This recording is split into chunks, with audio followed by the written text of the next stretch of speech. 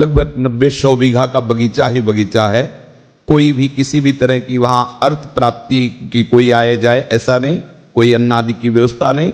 24 घंटे में 2 रोटी और अरहर की दाल, जो 2-4 साधु विरक्त रहते थे, बस इतने, न कोई चाय, न नाश्ता, न मीठा, न सब्जी, न चावल, कुछ नहीं, बस 2 रोटी नित्य की दिनचर्या थी और अरहर की थोड़ी दाल। 24 घंटे वहां वही रह सकता था जिससे भगवत प्राप्ति कर ली। और साफ बिछी याद, अंधेरा, कोई बिजली नहीं, और नीचे भगवती भागीरथी बह रही। बड़ा वैसे वैरागियों के लिए आनंद में था।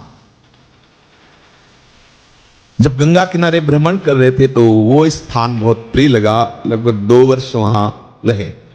बड़ा ही पवित्र स्थान, मतलब जैसे स्मृति आती है तो चित्त चुरा जाता है। थोड़ी देर के लिए वो शोभा सामने आकर्षित करती है। किसी भी लता के नीचे बैठो, गंगा जी बह रही, बहुत बहुत ही आनंद वर्धन करना, ऐसा वहां का वातावरण। पर बहुत कोशिश करते, निरंतर नाम नहीं चलता। बहुत परेशान से हो गए। जो साधक भजन में रुचि करते हैं वो इस बात को समझते होंगे। प्रयास करके बहुत हताश हो गए। फिर लगा क्या हो सकता है, निरंतरता, क्योंकि दिमाग में बैठ चुका था गुरु प्रताप से, एक ही बात है, हर वृत्ति भगवत चिंतन परायण होनी चाहिए। करते करते पता नहीं कहां गोल हो जाता अंतःकरण में, कौन सी वृत्ति कहां, फिर परेशान की कब सुधरेगी। वहां एक चमत्कार हुआ, एक घटना घटी। दोपहर का समय था, टूटा फूटा ऐसे बारंडा, उसी में विश्राम करने को होता था। तो सामने भगवान शंकर का विशाल पुराना मंदिर, वहां मध्याह्न में वही 2 रोटी और अरहर की दाल का प्रसाद पाके, अब बहुत बड़ा बगीचा था, अलग अलग कुटिया थी, किसी को किसी की आवाज सुनाई न दे। बारंडे में से लेते हुए थोड़ी ही देर में शरीर जड़ होने लगा। हिला नहीं सकते, बस चेतना है कि हम देख सकते हैं, और दिमाग काम कर रहा था। शरीर पूरा एकदम जड़ता को प्राप्त हो।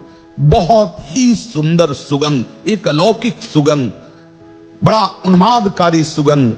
सामने दृष्टि थी, हिल सकते नहीं थे। देखा गंगा की धारा से श्वेत वस्त्र धारण किए हुए एक महापुरुष धीरे धीरे आ रहे हैं। आकर के सर को गोद में लिया और कुछ बोल रहे थे। वो गुरुमंत्र की तरह स्वीकार किया।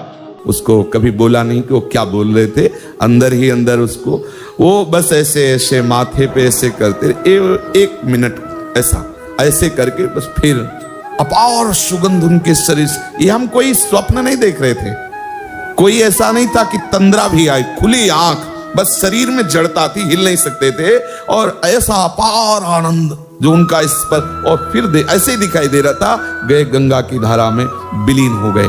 बस उस समय से वो परेशानी जो थी, कैसे निरंतर भजन चले। हमने जीवन में देखा है कि ये कोई न कोई रूप लेके आते हैं, और जहां उपासक अटकता है वहां ये पार कर देते हैं।